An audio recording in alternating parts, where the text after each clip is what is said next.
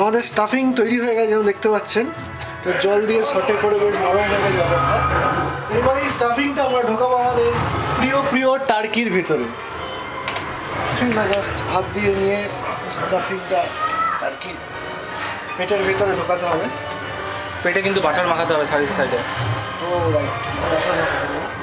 তাহলে আগে আমি একটুখানি বাটার নিয়ে টার্কি পেটের সাইডে মাখিয়ে নিই।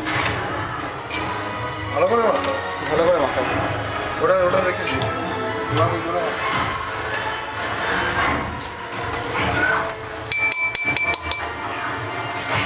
এটা যারা দেখছেন এটার মধ্যে কিছুটা বাটার আর কিছুটা তেল আছে মেশানো।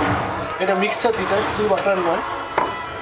এটা যেরকম ভিতরে লাগাচ্ছি সেরকম স্টাফিং করার পর টার্কির উপরেও লাগানো হবে এটা। এবার আমি স্টাফিংগুলো ভিতরে ঢুকিয়ে দেবো।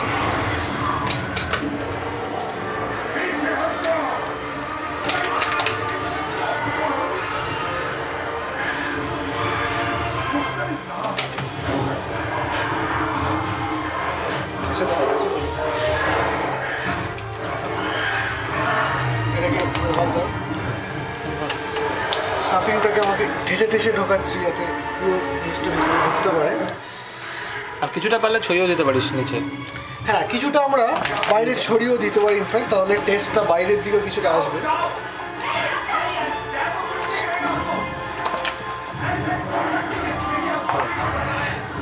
বাকি স্টাফিংটা আমরা বাইরে ছড়িয়ে দিলাম।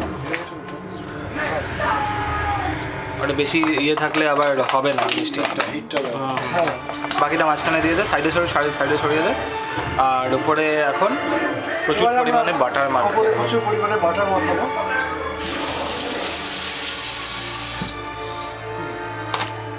এই হলো বাটার আর তেলের মিক্সচার একটা, যেটা আমরা টার্কির গায়ে ভালো করে মাখাচ্ছি যাতে রোস্টটা ভালো হয় এবং সাইডগুলো পুড়ে না যায়। এই ট্রেটার তলাতেও আমরা বাটার আর তেল লাগিয়েছি যাতে নিচটা ওনাতে না পড়ে। এবার আমি গায়ে মাখাচ্ছি।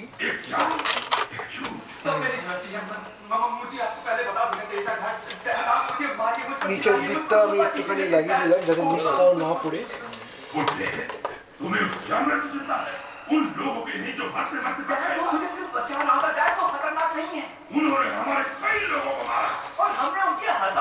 পুরো বাটার মাখিয়ে দেওয়া হলো। এটা আমাদেরকে মাঝে মাঝে আবার মাখাতে হবে বের করে করে যাতে না পুড়ে যায়। আচ্ছা, হবে না। অলরেডি আমরা ওভেনটাকে প্রি হিট 350 ডিগ্রিতে সেট করে দিয়েছি। গরম হচ্ছে ওভেনটা, একবার দেখে নিই। চালু হয়ে গেছে। এর উপরে আমাদের একটু দিতে হবে নুন এবং সল্ট অ্যান্ড পেপার।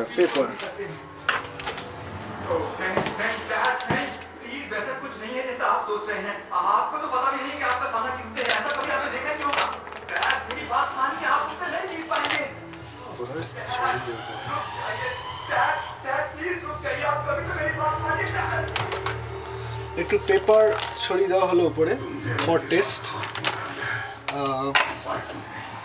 এবং এরপরে আমরা ছড়িয়ে দেবো একটু নুন। হাতে করে নিয়ে হালকা করে একটু মাখাতে হবে।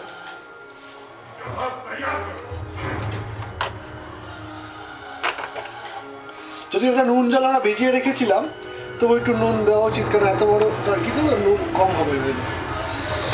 তো মোটামুটি আমাদের টার্কি বেকড হওয়ার জন্য তৈরি।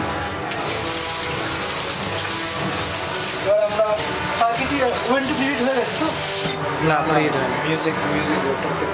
প্রিহিট হয়ে গেলে ওভেনের মধ্যে আমরা টার্কিটা ঢুকিয়ে দেবো।